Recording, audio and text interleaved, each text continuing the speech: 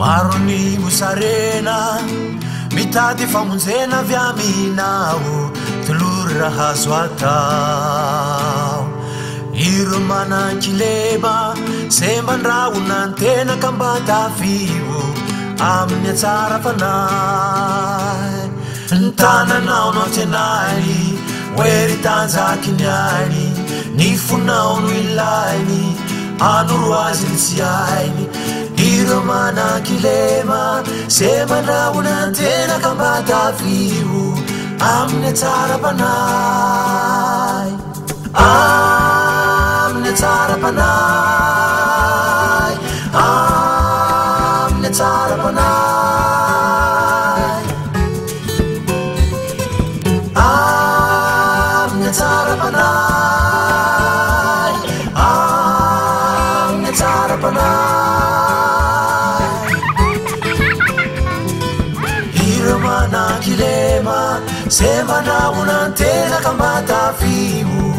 amin'ny atsara fanahy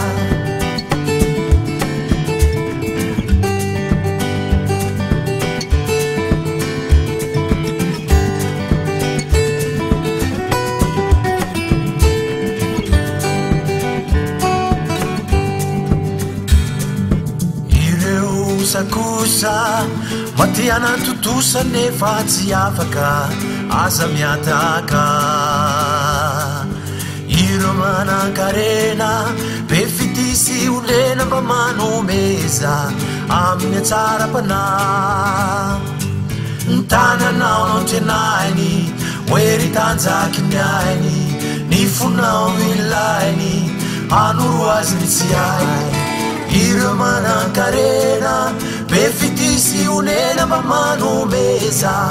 amin'ny atsara fanahy amin'ny atsara fanahy amin'ny atsara fanahy amin'ny atsara fanahy amin'ny atsara fanahy amin'ny atsara fanahy amin'ny atsara fanahy amin'ny atsara fanahy amin'ny atsara fanahy